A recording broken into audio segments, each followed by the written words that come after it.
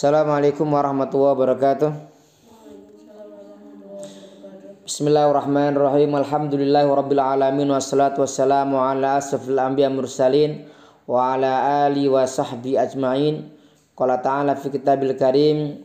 A'udzubillahi minasyaitonir rajim. Innal ladzina qalu rabbuna Allahu tsumma istaqamu tatanazzalu 'alaihimul malaikatu alla takhafu wa la tahzanu wa abshiru bil jannati allati kuntum tu'adun. Qala sallallahu alaihi wasallam, qul amantu billahi tsumma istaqim amma ba'du. Segenap siswa-siswi Madrasah Sanawiyah Tahfidzul Quran integrasi Manarul Islam, alhamdulillah pagi ini adalah hari pertama. Karena hari pertama mungkin sampai hari kedua ya, kita untuk pembelajaran yang benar-benar formal nanti kita mulai hari Rabu insyaallah. Karena saya masih ingat Pak Kiai saya mengatakan bahwa nak arep mulai sesuatu, mau memulai pekerjaan, ngaji atau apapun, itu mulainya kalau enggak Rebu dino Minggu. Nak Minggu mulai kesuwen ya, karena kemarin udah mingguan, dan yang kedua minggu hari libur kan. Oleh karena itu tinggal satu pilihan, yaitu insya Allah Rabu kita sudah mulai untuk pembelajaran formal. Lah hari ini sama Selasa besok itu istilahnya kalaupun nanti ada materi penyampaian sampai jam 11:30, karena dinia mungkin belum mulai dinia ya. Nih, belum, kita masih proses untuk mempersiapkan ya. Dan sebenarnya kan untuk materi jam 10 sampai jam setengah 12 itu kan materi untuk pelajaran agama ya sebenarnya. Karena belum kita mulai, nanti barangkali kalian diganti kalian untuk apa? Untuk tilawah mandiri. Nanti Mas Soil nanti dengan saya bukan di kamar bukan ya, karena kamarnya masih di sebelah karena masih renovasi ya. Nanti kalau udah ada renovasi kan udah selesai, pindah ke sana. Ini bisa menjadi ruangan yang lain. Tapi kalau di sini saya ngajar, ini dua orang suaranya udah banter saya ini. Karena kelasnya harus di atas satu, bawah satu. Ini tahun ini kebetulan kelasnya hanya satu ya. Kelasnya MTS kalian berdua. Nanti semoga kita dapat tambah lagi ya, bisa nambah lagi lah, paling enggak satu lagi untuk siswa yang cowok dan siswi yang cewek ya, sehingga kemudian jumlah kalian ada 4 orang, sehingga Mas Khalil itu enggak merasa kesepian. Dan sebenarnya kalau orang belajar itu bukan masa sepi enggak sepi ya. Jadi berapapun orangnya, dalam prinsip belajar itu gini. Kalau seorang guru itu kalau ngajar berapapun orangnya itu bisa dimulai. Maka dalam pembahasan fikih, kalau kita belajar mazhabnya Hanafi, pernah mendengar Hanafi? Pernah? Ada mazhab Syafi'i pernah? Mazhab Syafi'i. Jadi dalam fikih itu ada mazhab 4 ya. Sebutkan Mas Khalil. Maliki. Apa lagi? Syafi'i, apa lagi? Hambali. Terus Hanafi. Ini mazhab fikih. Dalam mazhab Hanafi itu orang tuh bahkan boleh sholat Jumat kalaupun hanya 2 orang laki-laki yang sudah balik. Tapi kalau Syafi'i minimal berapa? 40 orang. Nah, artinya apa? Kalau kita kiaskan di situ, misalkan muridnya cuma 1, ya udah. Kalau muridnya cewek ya yang ngajar cewek. Kalau muridnya cowok yang ngajar cowok. Itu kan ada putra putri yang nanti insya Allah yang mengajar itu akan apa? Bergantian, ada ustadz ustadzah, ada guru pak guru bu guru yang nanti akan mengajar ke sini ya. Jangan usah khawatir. Enggak usah kan kalaupun hanya berapa orang, 2 orang misalkan, nanti ada menu ustadzah apa yang piket ya. Kami berempat ada piket harian di sini. Itu yang menemani kalian, ditambah nanti kalau seandainya ada guru yang luar yang hadir ke sini ya. Jadi ya mohon doanya semoga dalam waktu sebulan ke depan ini sudah kita bisa nambah lagi ya, sehingga kalian bisa kursinya berapa? 4 ya kursinya. Oh 2. Nanti bisa tambah lagi. Baik, di sini saya ya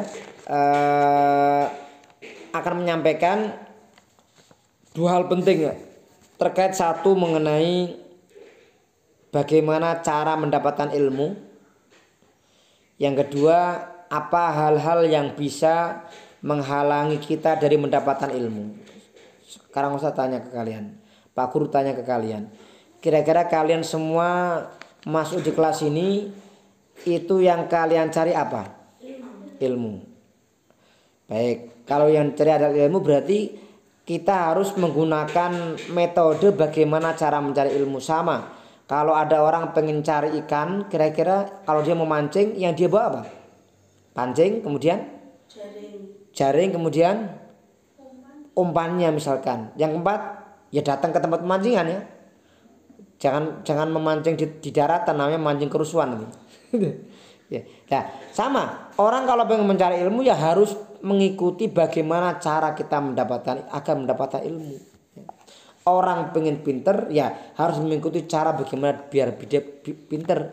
Orang pengen hafal Quran berarti harus mengikuti cara bagaimana akan bisa menghafal Orang pengen sabar ya harus mengikuti langkah bagaimana biar dia sabar. Sama di sini. Kalau kalian mau belajar ilmu, kira-kira mau nggak kita kasih tip-tip cara untuk mendapatkan ilmu? Mau? Kalau nggak mau saya tak pamit aja. Kalau mau saya lanjutkan ya. Baik.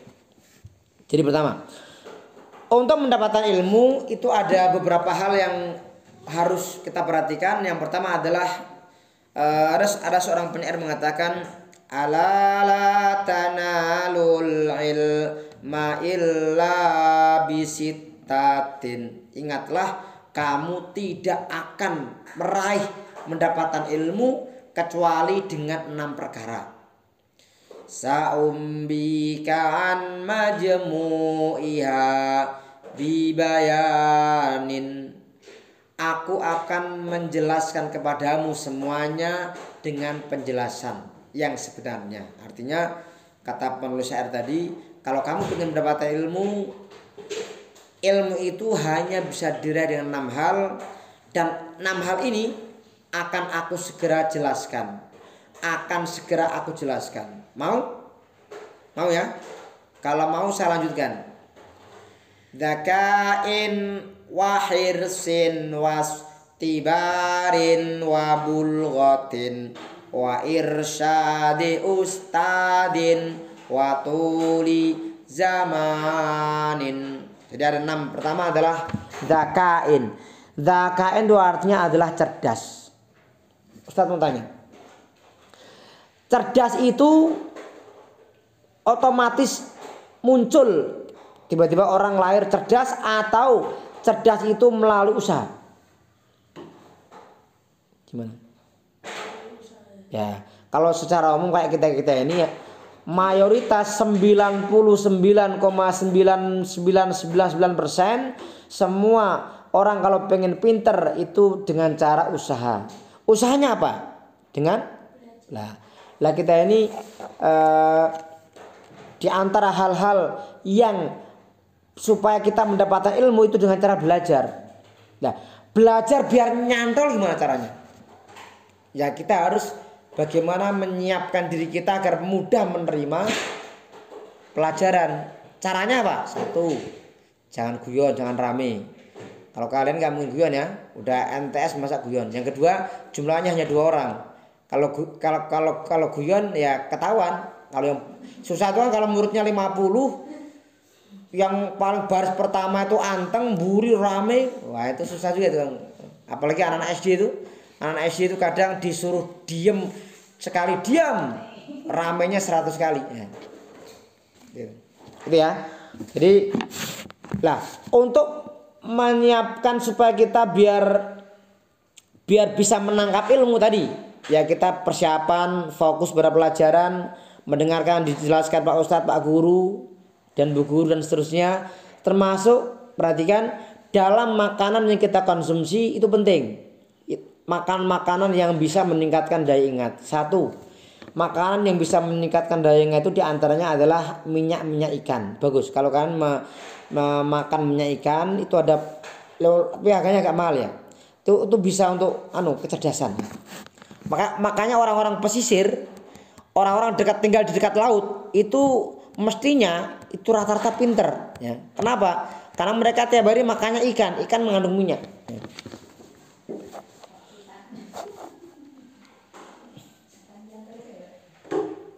Kemudian lagi di antara yang bisa meningkatkan daya ingat itu kalau seandainya kita itu banyak mengkonsumsi yang namanya apa? Namanya madu. Madu ini minuman yang kalian yang biasa minum madu siapa? Masal madu di rumah Mbak Berlian. Nah, madu itu apalagi madu yang dari pegunungan, kan madu ada 3 ya. Madu yang pegunungan, madu yang pepohonan, dan madu yang ada di rumah. Kalau ada di rumah itu ada tawon, dia buat sarang, itu madunya kualitas paling rendah. Kualitas yang nomor 2 yang di atasnya rendah tadi yang di pepohonan. Kalau kalian lihat di pohon misalnya pohon jati, pohon apa kok ada rumah tawon itu ada madunya, itu madu yang kualitas nomor 2. Dan madu yang paling baik itu madu yang dari pegunungan. Itu madunya ini luar biasa. Imam Az-Zuhri, kenal Az-Zuhri kenal? Bukan tetangganya Mas Khalil. Imam Az-Zuhri ini beliau pernah ditanya, beliau ulama besar, hafal ribuan hadis. Az-Zuhri, bagaimana Syekh Az-Zuhri, bagaimana Anda bisa menghafal banyak hadis? Kata beliau, aku banyak minum madu. Maka Mas Khalil, madu itu selain menjaga ketahanan tubuh, itu ternyata itu juga bagus untuk daya ingat. Neng kok inget hafalan Quran ya, ojo inget rung kiriman iling ya. Ini gara-gara dikirim madu awal bulan telepon sama ibu minta kiriman ya. Tapi yang diingat bukan hanya itu aja, yang diingat juga hafalan Qurannya, pelajaran di kelasnya, itu penting ya. Itu ya. Kemudian di antara tadi bagaimana untuk mendapatkan kecerdasan? Apa itu? Banyak berdoa kepada Allah untuk diberikan hafalan yang kuat. Tadi doanya tidak? Allahumma rzuqna fahman nabiyyin. Itu doa itu dibaca di awal pelajaran supaya kita itu sudah menyiapkan diri kita, ya Allah, berikan kepada kami fahman nabiyyin, kepahaman seperti para nabi, wa hifdzal mursalin, hafalan seperti para rasul, wa ilhamal malaikatil muqarrabin, dan ilhamnya para malaikat yang dekat kepada Allah Subhanahu wa taala. Jadi doa yang kalian baca itu sebenarnya itu otomatis insya Allah itu akan menjadi memudahkan kalian supaya menjadi para siswa-siswi santri. Kalian di sini siswa-siswi santri juga ya, karena di pondok santri merangkap siswa. Kalau Mbak Ber santri juga, karena apa? Meskipun riwariwi sini kalong, artinya untuk sementara ya siswa, siswi dan santri kalong ya. Kecuali kalau nanti Mbak Berlian di sini mau raketang seminggu sekali tidur di sini ya, misalkan setiap hari malam Ahad itu tidur sini, nanti kita anggap ya seperti santri mukim karena ada sejarahnya dalam waktu di pondok itu ada jam-jam atau hari di pondok ya. Kemudian itu ya, yang pertama ya dzakain, wahirsin. Artinya wahir itu adalah sebuah ketekunan, keseriusan. Kalau mau belajar itu harus serius, harus tekun. Mas Khalil kalau sehari belajar berapa jam? Sejam. Mbak Berlian sehari belajar? Baik, nanti kalau di pondok jam berapa? Saya mau jam berapa ya di pondok untuk pembelajaran malam mandiri jam berapa? Setelah ngaji dia? Berarti jam, oh bisa ya, oke. Untuknya MTS setelah sholat isya kan ngajinya udah maghrib kan? Kecuali yang misalnya banyak yang ngaji kemudian lanjut habis isya ya mungkin sebentar ya. Nanti langsung istirahat. Nanti yang di sini yang Mas Khalil nanti habis isya langsung sampai jam 9 tuh belajar pelajaran sekolah maupun pelajaran diniyah ya. Jam 9 sudah kalau diajak ngomong sama Mas Nadib, ini aja kasih tanda gini. Jangan ngomong tuh. Kalau dia masih ngajak ngobrol gini aja ya. Karena dulu ada santri yang malam, dia santri kakak senior kalian di sini mondok di sini, sekolahnya di luar ya. Dulu ada yang SMA itu kalau malam ngopi ya, makanya sering begadang. Akhirnya apa? Yaitu wajahnya tuh kelihatan kalau pagi tuh kok seperti wajah yang kusut karena tidurnya kurang ya. Maka kalian jam 9 harus langsung tidur. Tapi juga tidurnya gasi, baunya gasi juga. Yang jadi masalah, kemarin saya amati Mas Khalil itu dua malam ya. Nah, hari kemarin saya nemenin 2 malam ya. tidurnya jam 9 gasi tapi bangunnya 15 menit sebelum subuh. Mestinya kalau tidur jam 9 nanti kan ada udah dibacakan tidak? Dibacakan ya, tadi dibacakan jam 6 ya. Lumayan kan 6 jam. 6 jam itu malam. Nanti yang siang ada nanti siang. Ya 1 jam pas 7 jam. Sesuai itu. Artinya 7 jam itu kalaupun molor-molor ya 8 jam. Tapi jangan sampai molor banyak banget ya. 7 sampai 8 jam maksimal ya. Artinya untuk kedepannya Mas Khalil dan juga Mbak Berlian yang di rumah ya, itu juga sama mengikuti pola ini. Jam 9 sudah tidur, bangun jam 3, nanti sholat walaupun 2 rakaat tahajud dan 1 rakaat. Kalau Mas Nadib karena masih SD ya nanti pelan-pelan, paling enggak Mas Nadib minimal witir 1 rakaat ya. Nanti dikondisikan habis sisa langsung kita pandu witir 1 rakaat yang SD. Tapi kalau yang MTS saya kira bisa ya, MTS untuk tahajud 2 rakaat bisa, nanti bareng-bareng nanti alarmnya kita bunyikan yang kenceng. Ya. Yang penting santrinya bangun ya. Jangan alarmnya bunyi sampai pagi ya orangnya masih ngeleketar ya itu. Itu yang kedua ya. Namanya tekun itu bagaimana kita disiplin waktu ya. Santri zaman dahulu tuh saking pengen nggak mau ketinggalan ilmu, mereka belajar terus. Itu malamnya itu sampai jangan ditiru. Itu malamnya tuh matanya dilabur pakai garam, biar perih, nggak tidur. Tapi kalian jangan tiru itu ya. Nanti kalau tak iritasi bahaya malah. Tapi maksudnya ditiru bagaimana semangat itu loh, semangat belajar itu. Jadi nanti jam 3 udah bangun, itu udah mulai mempersiapkan ngajinya yang mau disetorkan pagi itu, termasuk jam-jam pembelajaran di kelas ya, jam tahfidz, jam tahsin. Oh ya, untuk tahsin itu gini, bentar. Kita kan jam 7 sampai 10 kan masa persiapan ya. Jadi saya udah mereka gini. Ini nanti saya sama Ustazah Muminah, untuk jam 7 sampai jam 8 itu kegiatannya adalah sholat duha, kemudian maksurat dan asmaul husna ya gitu ya. Saya kira cukup nanti jam 8 sampai 9 itu untuk perbaikan bacaan. 1 jam 9 sampai 10 itu untuk tahfidznya. Saya kira kalau hanya 2 orang Anda kan pas untuk 3 tadi. 7 sampai 8 duha maksurat asmaul husna. Kemudian 8 sampai 9 itu tahsin. Kemudian jam 9 sampai 10 itu adalah tahfidz. Tuh, tahfidz itu berarti nanti kalau Mbak Berlian udah mulai tahu dulu nih atau masih Iqra? Yang buah. Nanti sama yang Ustazah ya. Nah, nanti yang maksudnya sama saya. Itu kemudian lanjut. Tadi poin yang kedua ya. Poin yang kedua, cara mencari ilmu, mendapatkan ilmu adalah hirsin, yaitu tekun. Jangan malas ya. Yang ketiga wastibarin, yaitu sabar. Sabar ini artinya apa?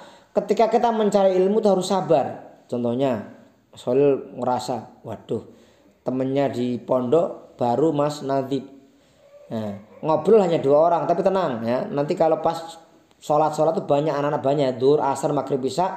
Kalau subuh memang susah ya, karena subuh ini kan kalau nggak di pondok nggak kita bangunkan, mereka udah datang. Yang datang ke sini biasanya Mas Khalil Brian, Khalil juga itu ke sini. Tapi yang lain itu jarang yang ke sini ketika subuh. Tapi kalau yang duhur, asar, maghrib, isya insya Allah temannya banyak ya.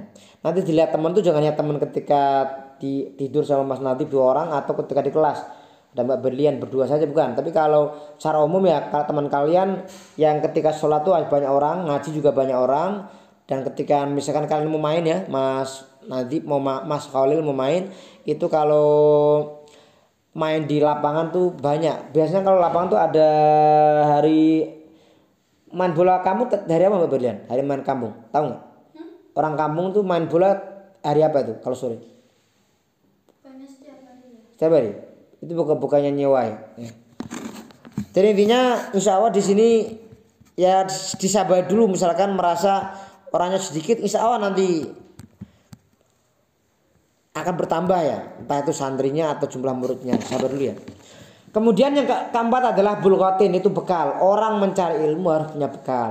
Paling enggak punya bekal niat semangat ya. Kalau di sini kan insya Allah untuk pembelajaran ya secara umum itu adalah gratis, kecuali ada beberapa yang memang kalaupun ada misalkan pembiayaan tuh nggak banyak ya. Misalkan contohnya Mas Khalil yang dari Kendal ke sini kan perlu untuk jajan, maka itu ada dari ada tambahan dari biaya orang tua. Kalau yang lain nanti biar Ustaz nyampaikan biaya apa yang mereka perlu disiapkan kalian itu nanti disampaikan dalam dalam penjelasan mengenai seragamnya apa, kemudian apa perlu masalah bukunya bagaimana, kemudian biayanya bagaimana. Tapi kalau secara umum secara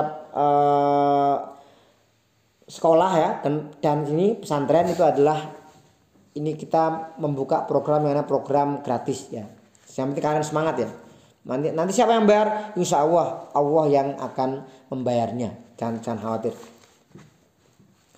Kemudian yang kelima, irsyadi ustadin, yaitu petunjuk dari seorang guru. Artinya kalau mau belajar itu harus dengan petunjuk dari seorang guru.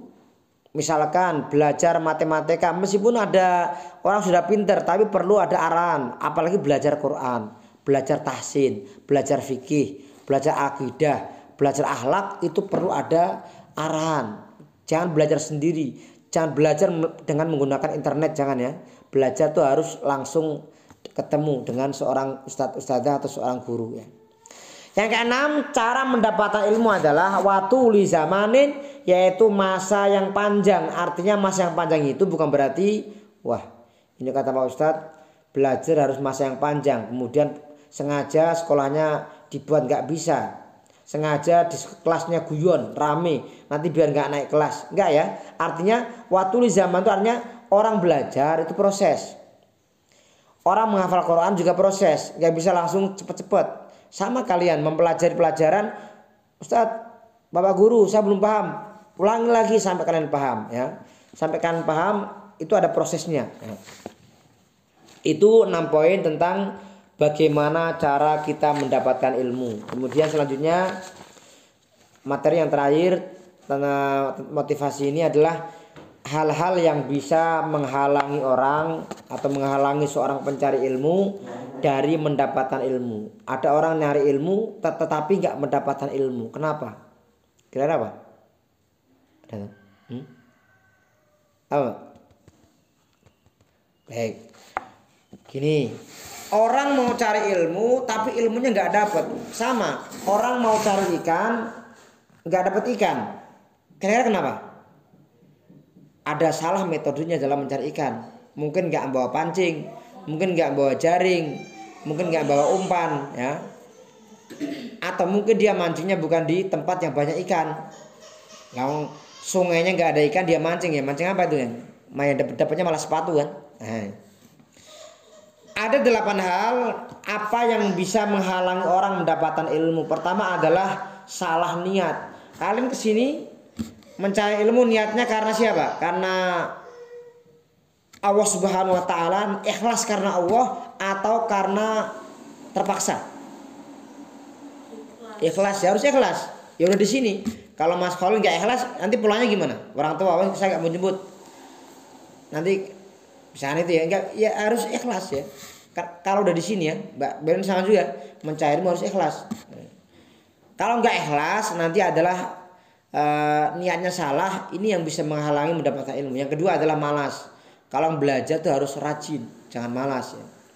Yang ketiga, mujalasatul kusala wa ahli dzunub, yaitu membersamai orang-orang yang malas. Kalau kalian ingin mendapatkan ilmu, ya bersama orang yang rajin. Yang keempat adalah at-takabbur wal baghyu, yaitu yang menghalangi ilmu adalah kesombongan.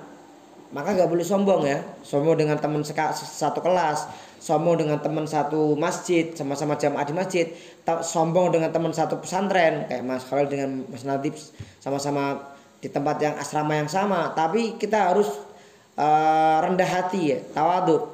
Kemudian yang ke 1, 2, 3, yang kelima, uququl waliden. Yang menghalangi dari mendapatkan ilmu adalah durhaka kepada orang tua ya. Artinya kita harus berbakti kepada orang tua. Bagaimana caranya? Ya kalau orang kita bersama mereka diperintah ya kita ikuti. Dikongkon gimana? Kemudian nggak pernah mengucapkan kalimat yang kasar, mendoakan orang tua kita ya. Kemudian berikutnya adalah yang menghalangi mendapatkan ilmu adalah kita nggak yakin. Kalian belajar, wah saya nggak yakin naik kelas, saya nggak yakin bisa hafal Quran, saya nggak yakin bisa belajar di madrasah diniyah, Cak nggak yakin bisa belajar Yambu'a, Iqra dan misalnya, Cak nggak yakin bisa belajar di masjid ini misalkan. Kalau kita nggak yakin, ya sudah. Kemudian yang ketujuh, orang yang terhalang mendapat ilmu adalah mereka yang tidak memperhatikan mana halal mana haram. Maka kita perlu perhatikan makanan kita harus halal, yang kita minum itu halal, ya.